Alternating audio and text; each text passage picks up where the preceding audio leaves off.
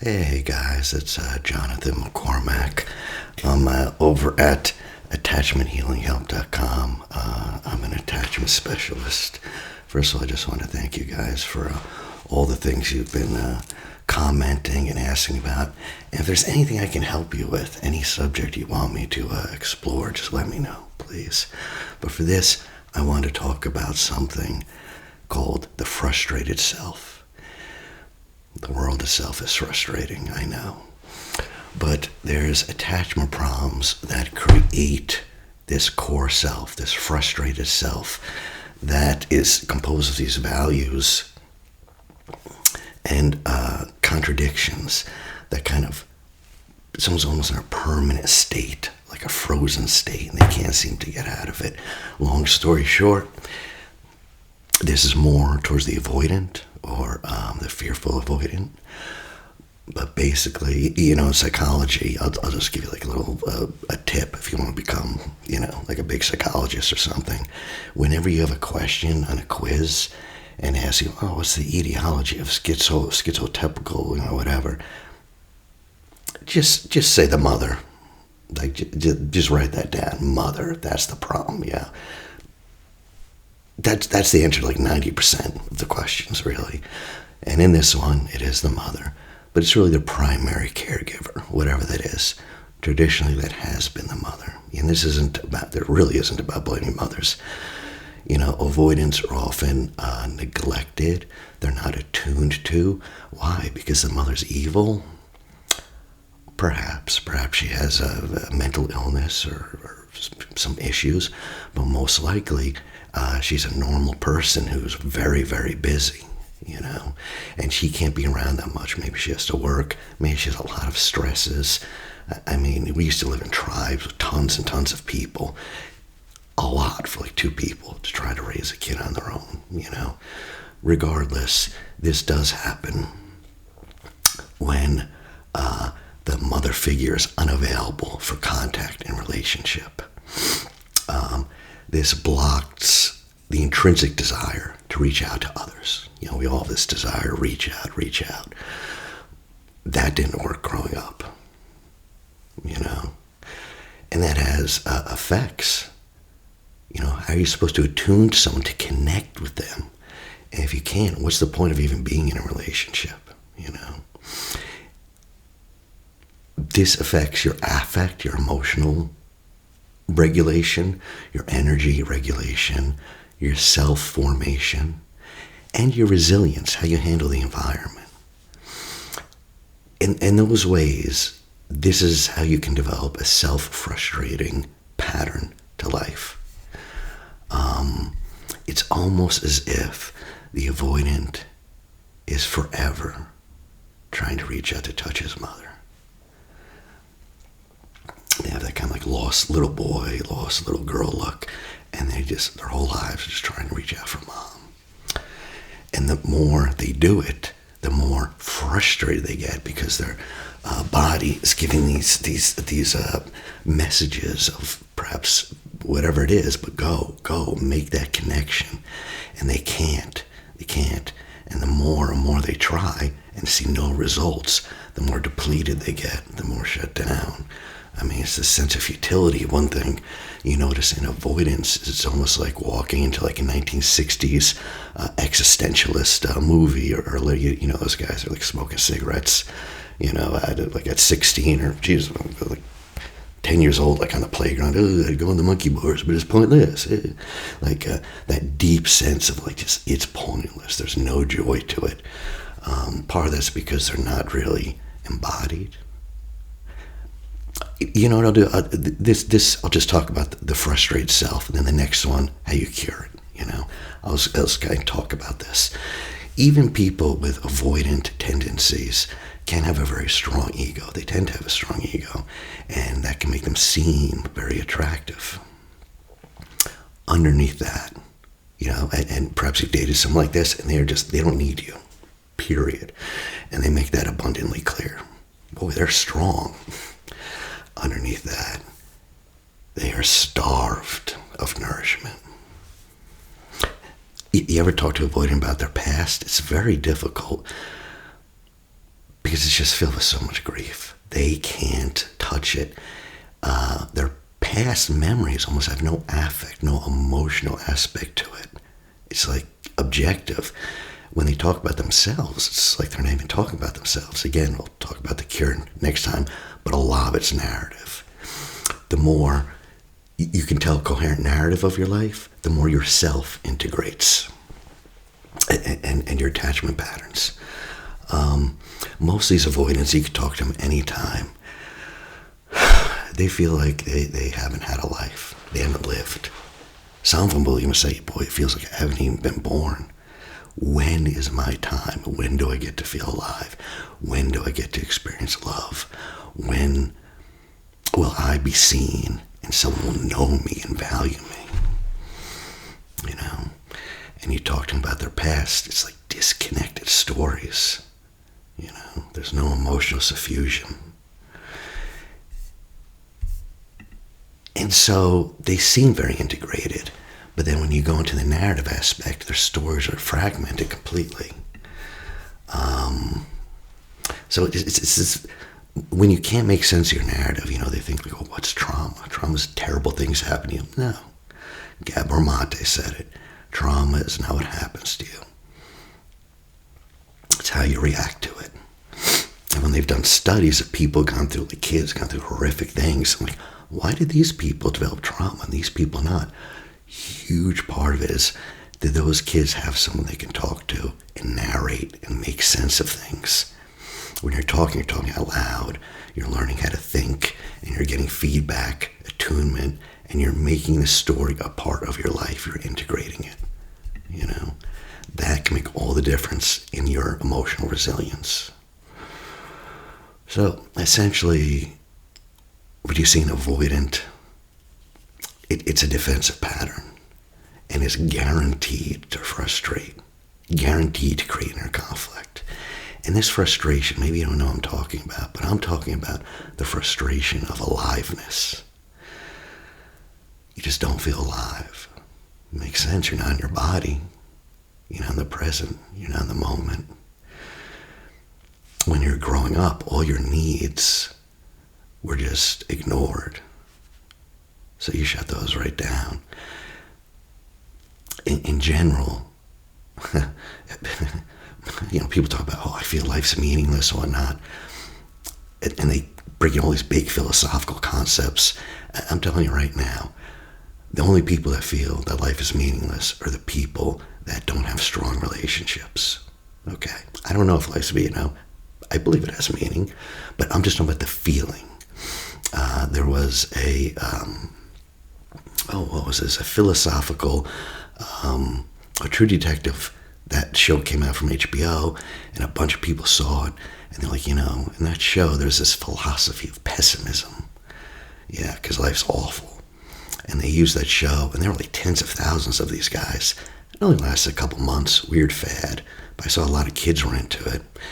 And every single one of them left the cause as soon as they got a lover, as soon as they got a girl or a guy. And they would rant, life is terrible, it's unfair, it's horrible. Like, oh, wow, sounds pretty tough. And then they disappear. And they'd be like, hey, Kevin, what's going on? I haven't, you know, I found a girl. Yeah, we're getting married. Oh, I'm in love.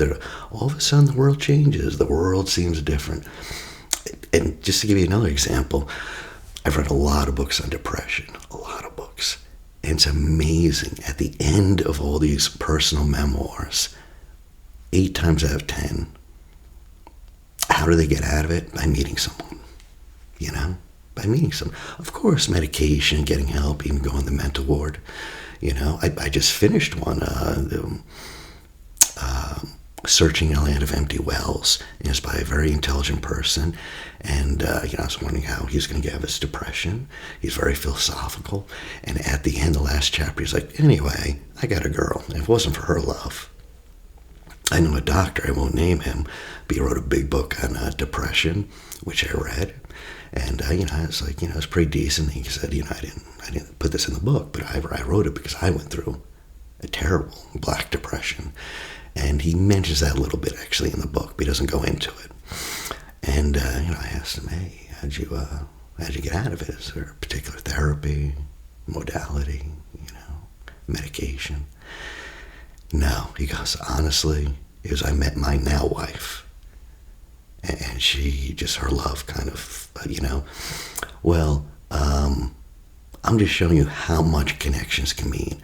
I don't want to go too crazy. I mean, we all know people married aren't like in ecstasy. There's certainly, getting married is not going to cause you to be less lonely, not unless you can connect to them, I mean, it's tough. People describe marriage as like,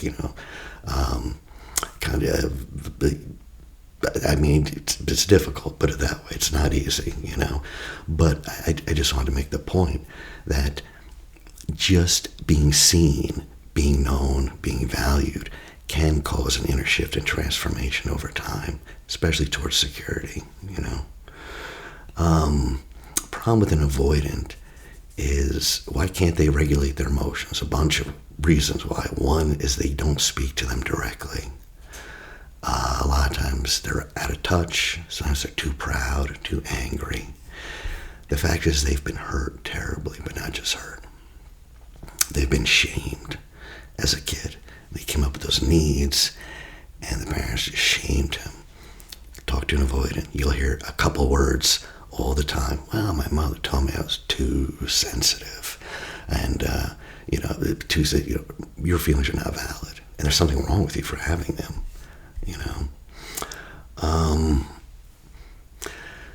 Now, because of that, when you're a small child, just being in the mother's presence creates a container for you to hold things, to hold your emotions, to be able to express them, whatnot,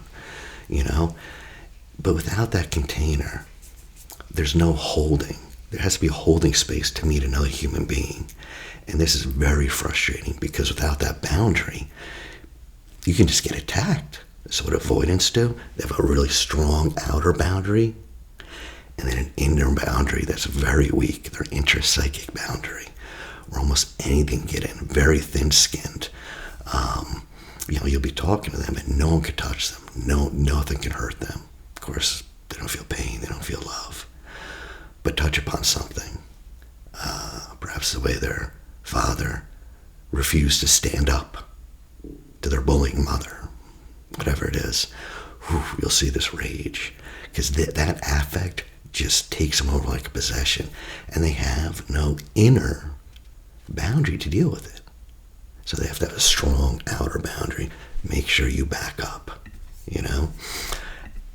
The other thing about avoidance is they have a hard time getting in touch with that anger. Anger creates boundaries. And their parents were so invasive that they weren't allowed to have those boundaries. So without that anger, again, you don't have the inner psychic ability to say, no, this is the boundary. So you're going to have like an outer thing. Don't be around that much. You're going to have to shut down your emotions, all those outer things to push people away, because inside, I know avoidance seem completely self-enclosed, self-regulated, but inside, deep inside, even if they don't know it, they're actually terribly vulnerable to these things. So vulnerable, they engineer an entire life against the possibility of being humiliated. No, if I meet someone, she'll see my deep, dark secrets. Oh, boy. And I couldn't handle that humiliation. It'd be too much. So when a child does get separated from his or her mother, there's that great stress, and they'll start reacting in different ways. Oftentimes they'll protest, right? Start screaming, yelling. Then sometimes, if that doesn't work, they despair, crying, hysterical crying. If that doesn't get a reaction, they go to detachment. Protest, despair, detachment.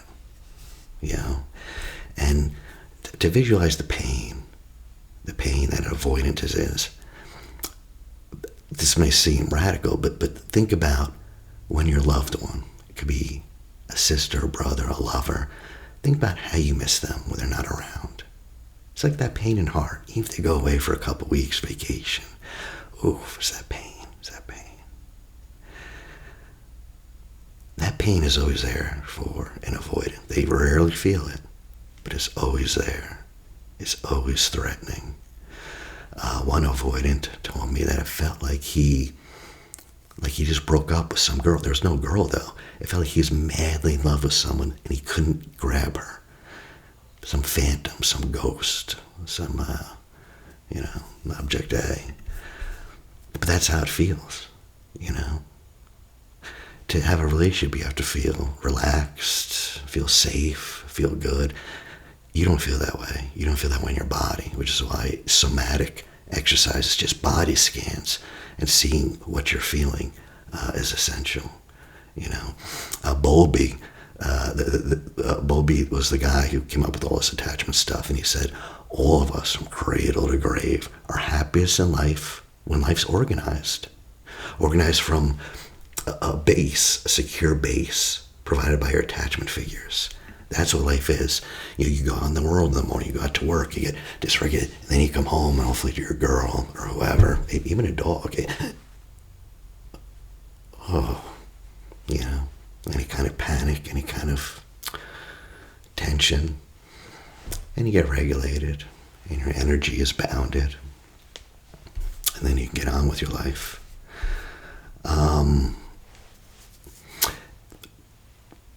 I think I did a video on this, but the big thing they discovered in attachment theory is that when your attachment is in danger, it triggers certain behaviors. And they didn't think this would be true, but these behaviors, these motivations override all other motivations for sex, even for food. I think he talked about one of those monkeys, all the experiments he did, give a baby monkey, could have, there was 2 fake monkeys, one was just steel, one had some fur, but only the steel one had food. Well, it picked the steel one, you need food. It's not going to starve to death, wrong. It picked the soft because that's even stronger than the need for food even. But it's sort of for anything, even sex, even when you grow up, that's strong, Obviously, an avoidant will try to minimize his needs. They just, dismiss avoidant. They dismiss it. Well, gee, you seem kind of lonely. Well, that is true. I've been crying every day, in my cereal. But I got to tell you, it's no big deal. No big deal. It's perfectly fine, Yeah, I think I'm going to buy a new Slater and, 6 feet of rope and a bottle of Jack Daniels, but I'll get through it. Thank you. It's like they just minimize and dismiss it all. That's fine. That's fine. You can do that all you want. Well, why? You don't want to be rebuffed by your caregiver. You don't want to come out with this vulnerability and have your girl stab you in the heart and humiliate you,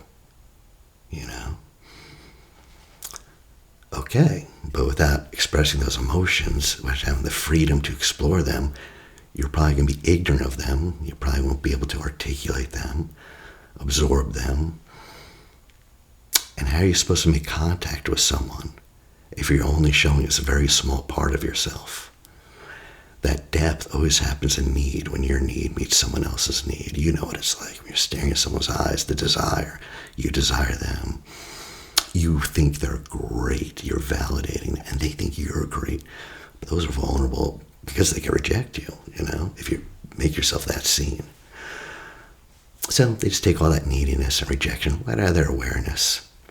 Bowlby called that defensive exclusion. So basically, you kind of just block out any painful affect. It's this angry part too. I refuse to be hurt. I refuse. It's almost insulting. Like, yes, my father used to beat me.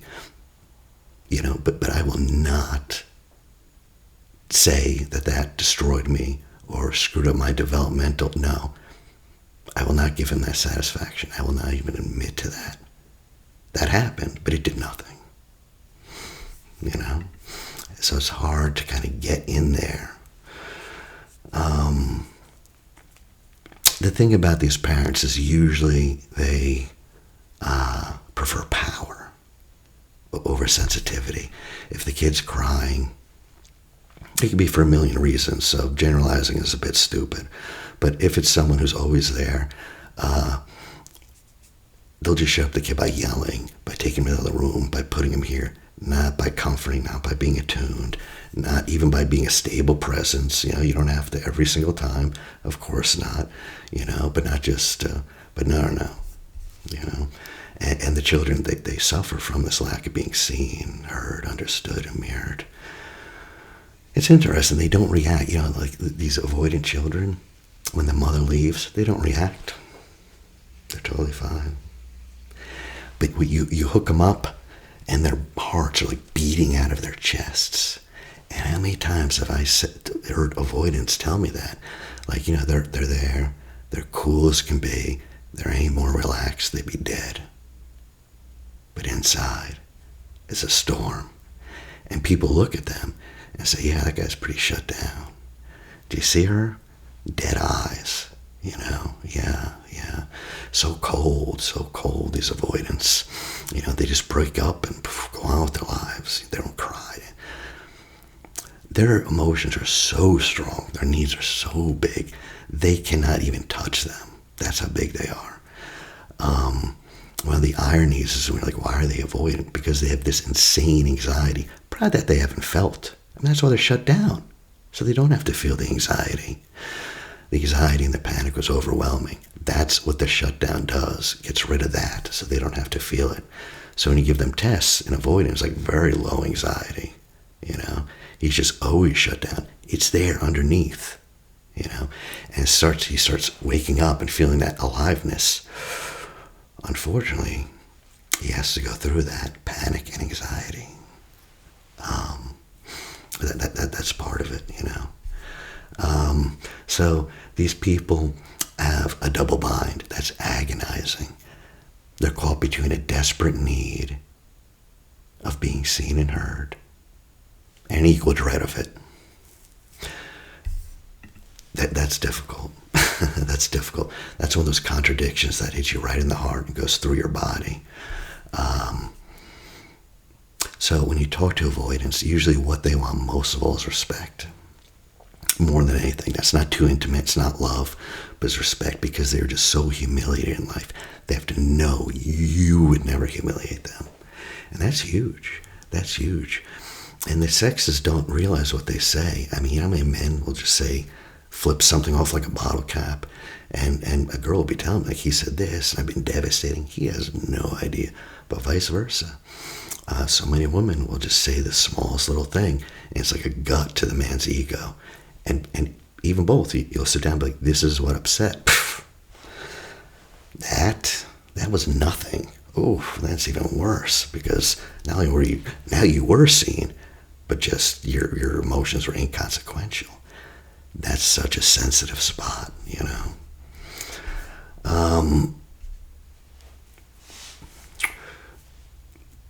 You also have to reject, unfortunately, most positive feelings like curiosity, joy, excitement, because your caregiver could not tolerate that. Could not tolerate the child's aliveness.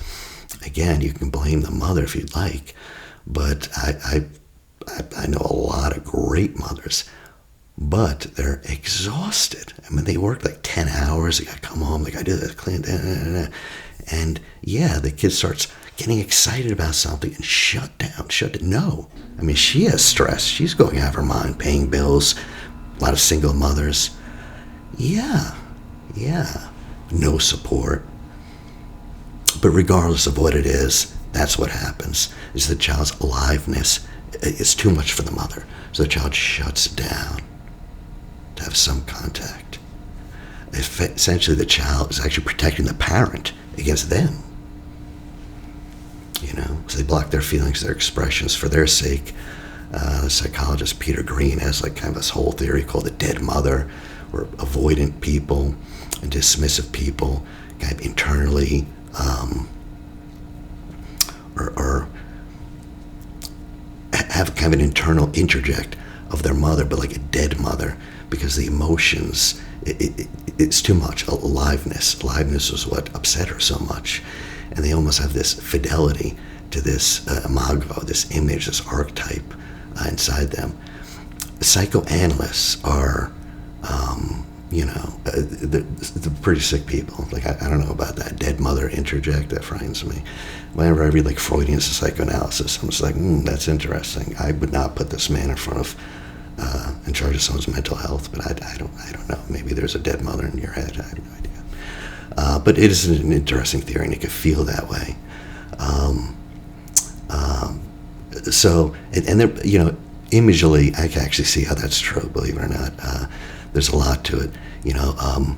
A man who's not loved by his mother will never be loved by the world. Freud even noticed that. Like, for some reason, the most successful men were these men who were just like utterly loved, lavished with attention by their mothers. And every time he'd see someone who was like a real failure in life and struggling, is always their mother just rejecting them. And of course, that goes on. The mother rejects you, the world rejects you. It feels like God rejects you. It feels like Mother Nature rejects you, I mean, it just goes on and on and on. Each time it happens, it makes it more real until it builds up. Yes. I mean, the avoidant, when you talk to them, they're very dry, they're very logical, they're very left-brained. Part of the cure for this is the treatment is getting to the right brain. I mean, Siegel will even say Alan Shore, I took a couple of weeks with him, and he was like, this is the only cure for attachment, is you take all those left brain things and you get them on the right side. Integration. The left hemisphere is like very logical, math, all about Spock, and the right side is creativity, eros, the painter, and any creative arts. It's intuitive, and you want to get the two. You want to get these memories to actually have emotional affect, hopefully positive ones. Do it a lot of different ways. I do parts work in IFS and something called the Ideal Parent Figure Protocol.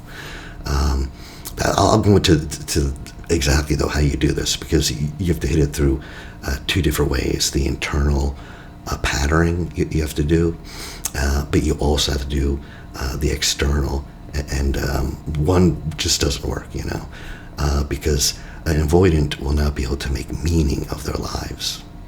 Their histories are so fragmented, and you often hear them say, my life is meaningless. It just seems meaningless,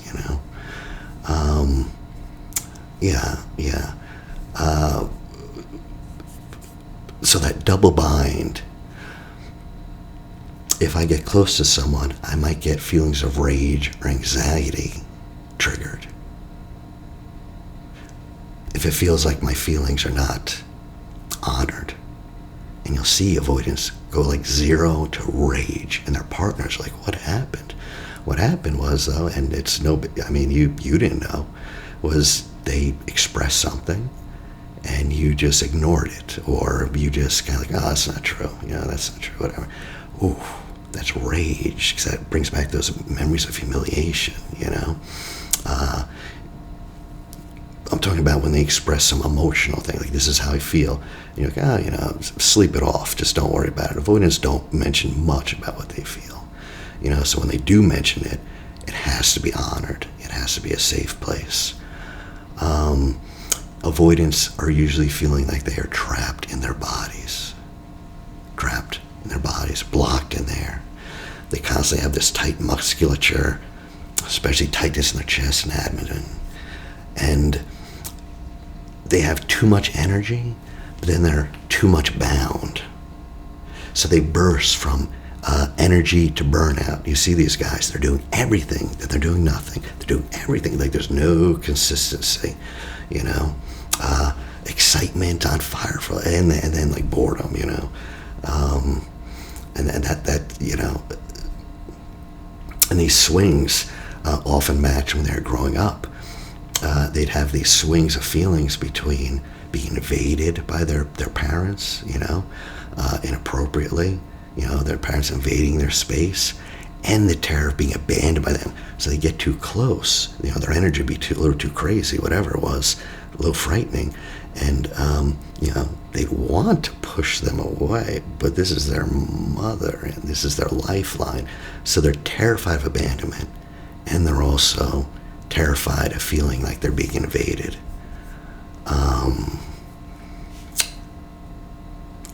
Like I said, the other way is just comes from neglectful parenting, not abusive, just being neglected, emotional neglect. And so because of that, the kind of the avoidant is very understimulated. He's scared of too much stimulation. He doesn't have the boundaries for it. So he's very wary. He's learned one way of protecting himself, and that's kind of, this depressed affect. Like an anxious person will do the opposite. If the anxious person's a little bit upset, they'll go hysterical to make sure they get that reaction, make sure they make that connection, But an avoidant knows that, boy, if I let someone in, I'm going to be engulfed. I'm going to be enmeshed in this person. I'm going to lose my freedom. Also, I might get abandoned. And if I don't do that, I will be isolated and all alone. It's like, oh, well, let me choose the hell I live in. What area of hell? Despair. Yeah. Maybe isolation, engulfment. Those are their choices. None of those are good choices.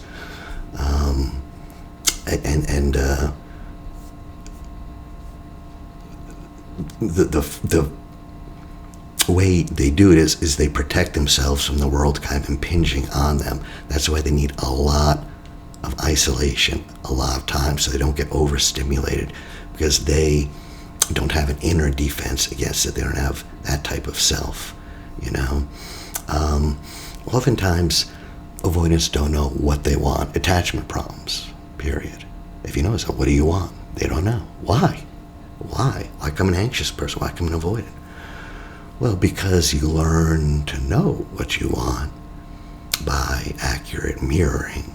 Your parents are mirroring your reactions and your emotions, And that actually extends, Kohut is very clear on this, that extends past childhood all the way up into adulthood. We have a need to be told who we are. Like, I think I'm this, but someone, I think I'm a good guy. But I need someone else to confirm it, because I'm me. It's a little prejudice, that opinion, And also, you need to be told that you're valued. Boy, I talk to guys all the time, and say, when was the last time someone told you that you were valued, more or less? 10 years ago. I talked to one. There's this is like a silly meme, but they're asking the question, like, when was the last time you guys experienced like a compliment? And they were talking about it, and these were all like, they're saying like, well, 10 years ago, some old lady told me I had a nice blue shirt, so I just been wearing blue shirts every time I go out. It's just this automatic, like, oh, someone delighted in me, someone took some notice of me. And they're so starved, it's incredible. But the problem is, you invest things with meaning and value. Like, if you're a little kid, you have a stuffed animal or a blanket. Why is that meaningful? I mean, why is that? Why does that have value?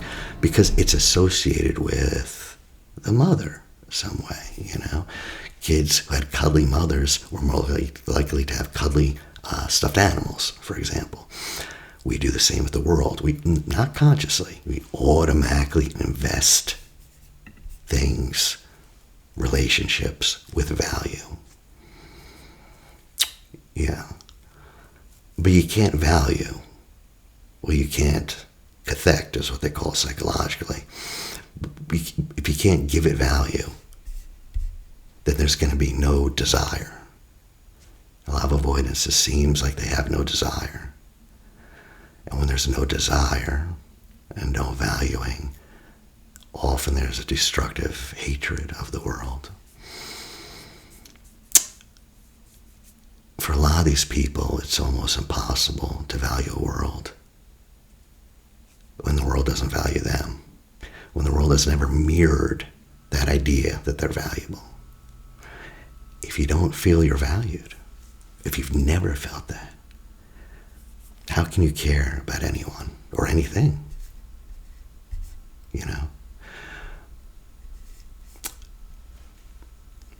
that's how we process these things. Mirroring, empathetic mirroring, which can happen in a therapy relationship, helps you know what you want, helps you the ability to hold that thought, and then maintain that desire, maintain that interest. You need containment. Otherwise, avoidance kind of just lose energy. They lose interest. You know these guys, they get hot on a goal. Oh, I can't, I'm trying this. I'm in college. I'm doing that. And then after a couple of weeks, they just fall back. Everything drains away because there's nothing holding them there. Boy, I have a friend, 55, and when he was 20, he met a girl. And for 3 years, they were very happy. And what he was really excited about was she just believed in him. She created a space where he can kind of dream a little bit and be taken seriously. They'd say, like, oh, I'm thinking about starting a business, and not have someone look at him and be like, you? A business, you know?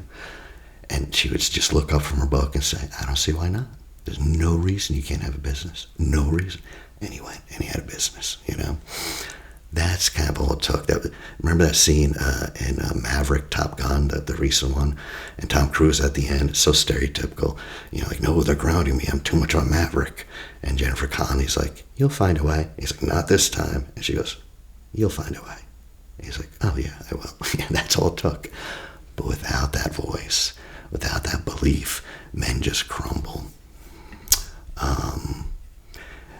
Once you lose energy and interest, it almost feels like you fall into a void because there's no holding. So there's nothing holding you there. The old saying, well, there's nowhere to attach my libido. I cease to feel I exist. You know, you have to feel that there's something desirable, something you could put your desires on. It could be literature, it could be poetry, it could be whatever it is. But there has to be something. And these are for people who have not internalized a mother's holding. So those people, they either become avoidant or they become addicted for the holding of other people. Talking about anxious or ambivalent people, you know. Unfortunately, the avoidant has distrust and anxiety about other people. So they kind of alternate between the dread of the void and the fear of being impinged. That causes depression, one of the things. But that absolutely causes depression. Your libido is withdrawn to protect itself. From insult, from rejection. Your libido is not just sexual, it could be artistic. It's what moves, it desires you. You know, I do the ideal parent figure protocol. One of the things is we imagine them go back, they're a kid, and the ideal parents are very interested in what they're interested in. And the little kid shows them around the park and shows them this and shows them that. Oftentimes growing up, we didn't get that at all. Quite the opposite. And so things we thought were important, poetry is important, this is important, that's important, was laughed. I have to say this is a huge problem in society today. We are poisoned by irony. No one could speak seriously. I was at a dinner recently, and a friend was there with his girlfriend, new girlfriend. We were all there, and we were joking. He said something very serious, you know, and it sounded so ridiculous and so ostentatious, and yet it was so normal. He just said something like, well, I actually believe this is what I'm put on earth to do. I was meant to do this to help people spiritually. You know? And the girlfriend laughed at him, like, what? You're taking yourself seriously? You have to be joking, you know? And others were a little, but he was just like, this is what I think. I think I'm here for a spiritual reason and it's to help people, you know? No one knew how to react to that. Like, oh, an authentic voice is not making a joke, you know? And with avoidant people, that's what they long for, that connection with something deep. But that frustration of reaching out, reaching out. It's just like the loss of an erection. You know, you can get naked, but if you get a hostile response, you know what happens. And that's kind of like the world. You get, hey world, it's me. I'm going to do this, and I'm going to do that, and what do you have for me? And the world's like, not only do I not want you, I'm going to actively hurt you and reject you. Try to maintain arousal like that. you know. And besides that, there's always an unconscious expectation to encounter the world as this malevolent place. And the world itself created this insecure internal working model. There's a poet named Christine Rossetti who I really love. She's one of those girls I read about, and I'm just like, oh, I could save her, you know. But her life did not go as planned. And her brother was a famous painter, pretty damn good. But of course, the bottle got a hold of him. That didn't go well. Her life just didn't work out like she wanted it to. And she has this called A Daughter of Eve, and it goes, "A fool I was to sleep at noon and wake when night is chilly, beneath the comfortless cold moon, a fool to pluck my rose too soon, a fool to snap my lily. My garden plot I have not kept. Faded and all forsaken, I weep as I have never wept. Oh, it was summer when I slept, it's winter now, I awaken. Talk what you please of future spring and sun-warmed sweet tomorrow, stripped bare of hope and everything. No more to laugh, no more to sing. I sit alone with sorrow." She looks at her life and there's been no fruit. Why would you think there's going to be fruit? It's one of the ways people get stuck. They think how their past has been is how it's going to be. You're going to think that if you take an identity. You know, now they talk about attachment patterns instead of styles, you know, because you're not an attachment style. You are not your attachment, you know. There's something deeper going on.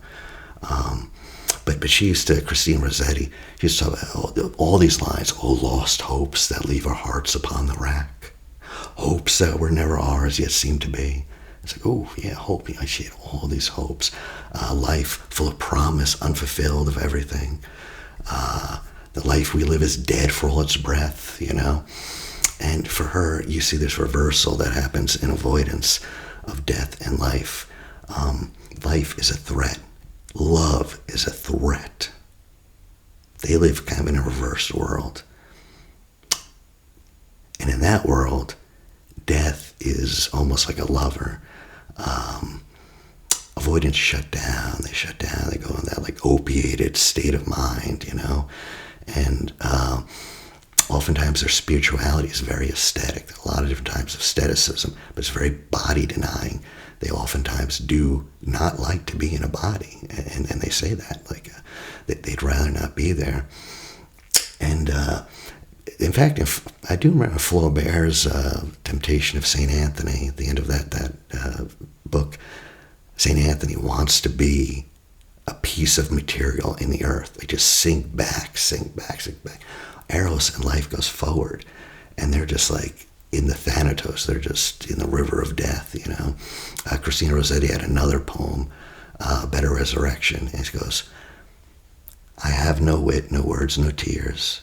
My heart within me like a stone is numbed too much for hopes or fears. Look right, look left, I dwell alone. I lift mine eyes, but dimmed with grief, no everlasting hills I see. My life is in the falling leaf. Oh, Jesus, quicken me. My life is like a faded leaf, my harvest dwindled to husk. Truly my life is void and brief, and tedious as the barren dusk. My life like a frozen thing, no bud nor greenness can I see. Yet rise it shall, the sap of spring. Oh, Jesus, rise in me. My life is like a broken bowl that cannot hold one drop of water for my soul, or cordial in the searching cold. Cast in the fire the perished thing, melt and remold it, till it be a royal cup for him, my King. Oh, Jesus, drink of me." She couldn't make connections with people, so she did so with social activism and religion, and she became like an Anglo-Catholic. That's another entire subject. That's one of the things you need for Johann Hari talks about it. It's like a human given. You have to have some spiritual home, some spiritual overriding place. But that's actually really huge with avoidance. In fact, Judith Blackstone says in A Law of Avoidance, there's You think there's going to be trauma, but there's no trauma. Think emotional neglect. Sometimes not necessarily. Sometimes this is she goes like a super sensitive person. And this is someone who's deeply spiritual. This is someone who can't keep things out. Just all these things all rush in them. So they shut down just because they're so open to it, And for them, I have to say, one of the things they can do is get very involved in a spirituality or even a mysticism. Many avoidants love nature. They love nature as a mystical experience. I mean, truly, like that's their church, and they seek and they find something there, but also an actual church, an actual monastery, some place where I'm somewhat surprised to see all this talk of spirituality in like these big clinical books, but it's there. I think it's a good thing. And they talk about this need to be contacted to a higher self, a higher purpose.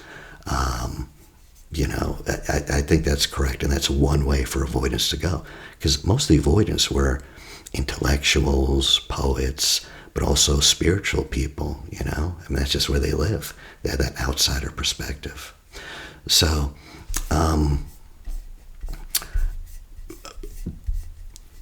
basically, there's things in the outside world that will block you. I know that. But there's self-interruption too. I'll just name 7 of them. 1 is not knowing what you want. That'll stop the flow of your energy. 2 is being unaware of your physical arousal, sensations. 3 is not fully realizing exactly what you're feeling. And I'll always be like, what are you feeling? Avoidants never know. They never know. They never know. Can you feel that in your body? So you have to feel the emotions and then name them, You can block the awareness of an event. So you have an event, you remember the event, but the emotional affect you don't remember. You separate that. Well, that prevents it from becoming part of your narrative and part of who you are. The 5th is when you never allow action to become an interaction. Oh, you go and you talk to people, but it's one way. One way, You'll go to different social places, and so it's give. No one come back, The 6th one is not allowing satisfaction.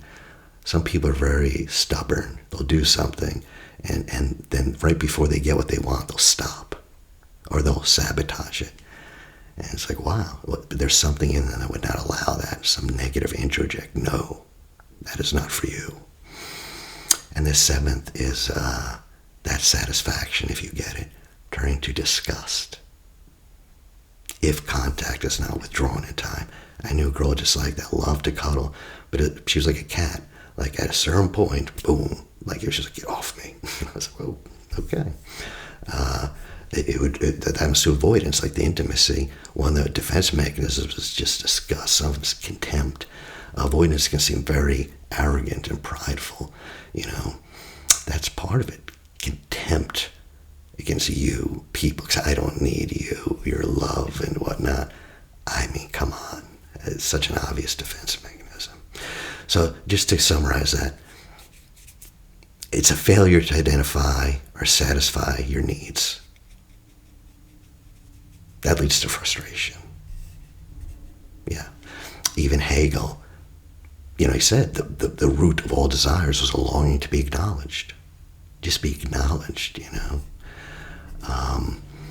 And I was mentioning before, Judith Blackstone, she says that human relatedness, it can't just be that. She believes there's a spiritual fulfillment of the self. And when you're truly met by the other, when you're truly met, that's experienced as being loved by the other. And that recognition provides meaning in the world.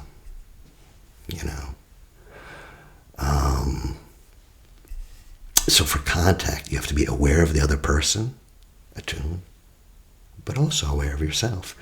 A lot of people get in trouble with that. They don't, the ideal parent figure, it seems so small, but during it, you're really getting in touch with yourself. What are you feeling? What are you feeling? What do you feel? Why is that important?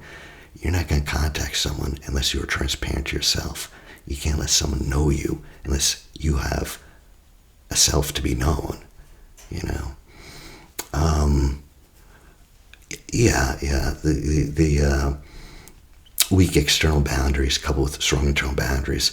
So obviously you have to teach people how to socially put boundaries, but also get those internal boundaries, because oftentimes they're even unaware of your boundaries. Or what are your boundaries? You know, what is no? What is this? Well, a child doesn't know what their boundaries are. So he lives out a false self. That false self, that's where that comes from. And this false self can feel suffocating and prevents you from investing life with any meaning or a sense of authenticity. You know? The only way to protect yourself from this terrible world is to just detach yourself from it. And these defense mechanisms, you'll see it. Anytime you rationalize, anytime you laugh, like you're saying something, you laugh, you're laughing. You just told me something horrific. Anytime you dismiss, it's no big deal, you know. That's what's happening. But you can teach people this. That won't work. You can cognitively explain to them boundaries. Cognitive, but it has to be felt somatically. I know a lot of people have a cognitive sense of what their rights are, what their boundaries are. But if I ask them, can you back up that conception? You back up your assertion with a felt sense. When you say, I prefer this, I need this, I deserve it, can you feel that in your body? If you can't, you're not going to act from there. We don't act from our brains. We act from our bodies. We act from how we feel. Go ahead, read a book on boundaries. Actually, there's some pretty damn good ones. But you have to practice that in your body.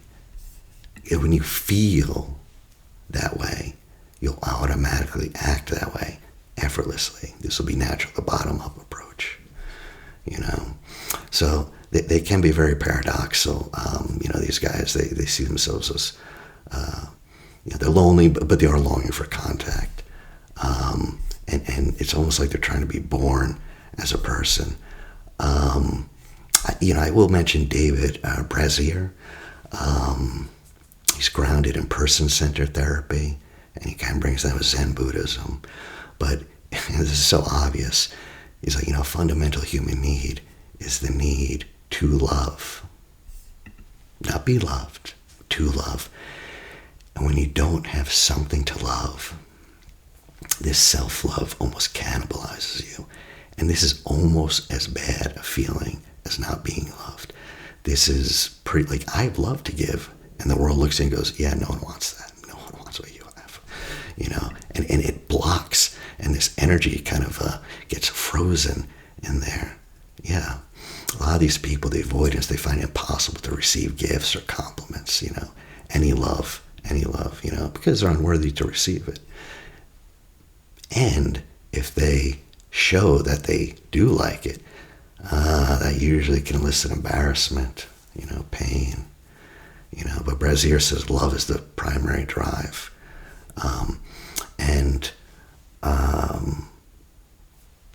That child was not able to love their parent either. Think about that. They want to love. They want to love. Their parent rejected them. Boy, I was talking to a guy.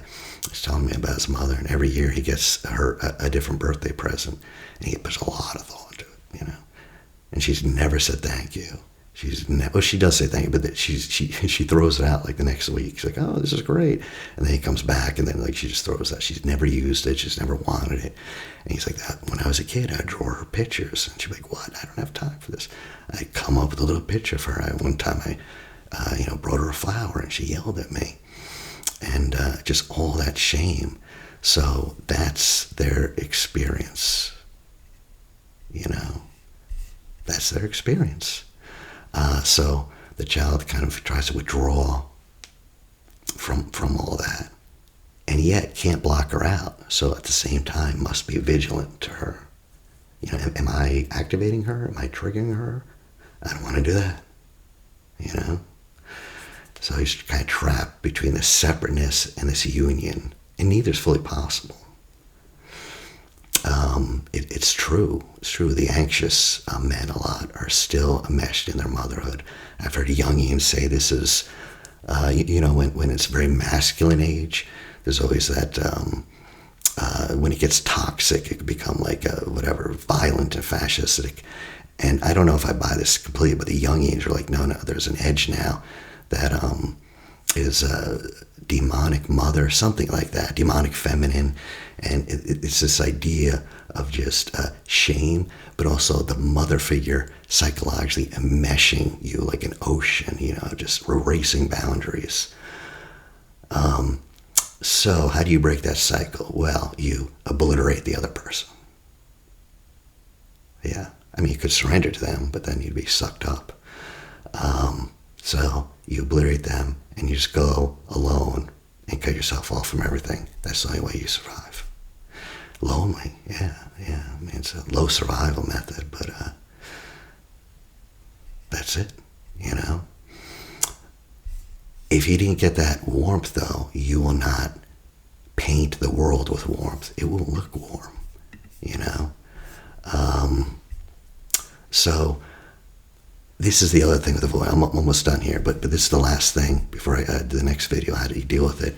And that's just the contradicting need for freedom and containment, for solitude and contact. There's two conflicts here. Two fundamental needs in conflict, and that's a need for self-esteem and a need for authenticity. Why? Because her authentic self was not rewarded, or his, whoever, the child's authentic self was not rewarded. But their performative self was, their social self. They can get self-esteem. They can't be recognized, they can't be seen, but they can get that self-esteem. That's the false self. The false self adapts us to the requirements and beliefs of others. And indeed, avoidance will develop a very adaptive self specifically to gain self-worth. And that self gets very valued, it can. But it's the false self. Meanwhile, the true self is frustrated. The true self language is undernourished and unseen. And a pretty settled conviction that it's shameful and unworthy of respect. Why would you even show that? It wouldn't get you self-respect anyway. And oftentimes their narrative, their social self, this will get me in a lot of trouble, so this is what I'll end with. But this is Barbara Dowd's, okay? She wrote a whole book called The Frustrated Self. Barbara Dowd's. I got some of this from there. And she says a lot of women who are avoidant, their false self is the opposite of their true self. And a lot of times, she said, it's a masculine ego in opposition to a feminine soul. Because the feminine soul had a terror of its existence. That feminine soul is almost like a spy. It's there, but it's covered up. Why would you want a masculine ego? I have no idea. I mean, I can tell you, we were talking about traditional, but I know these terms are slipping away now, but pretty sure everyone knows I'm talking about traditional. But, there are physiological studies that women are gaining more traditionally masculine traits as a fact, biologically, and men more feminine traits biologically, and who knows why that is, but, women going on the marketplace, you had to kind of toughen up. One of the main reasons women come to therapy, rich women, is because they got screwed over badly. Like, I'm talking, by the way, intelligent women, like lawyers and doctors. And some guy will come, and the competition is cutthroat, and will just steal her work, publish it as her own. It happens in academia, believe it or not, But, and they're shocked. They're like, I didn't think this would happen to me, I mean, I grew up in my family. Obviously, we weren't going to rip each other off. And she was used to this small domestic world. But in the larger world, you can't be that warm and friendly and open. And she had to learn that, So the idea is that perhaps women have to have a more masculine soul, and then they feel that's rewarded, in a masculine society, right? That gets rewarded in certain respects, and they end up being ashamed of that feminine self. Again, that's Barbara Dowd's experience in her book, The Frustrated Self. But there's always should be one thing that'll get me killed that I try to put in these, at least one thing, So my name's Jonathan McCormack, and next time I'm going to go over, no one's going to like it either, but I'm going to go over how you would cure avoidant attachment into secure attachment. So thank you. If you have any questions or comments, please leave them.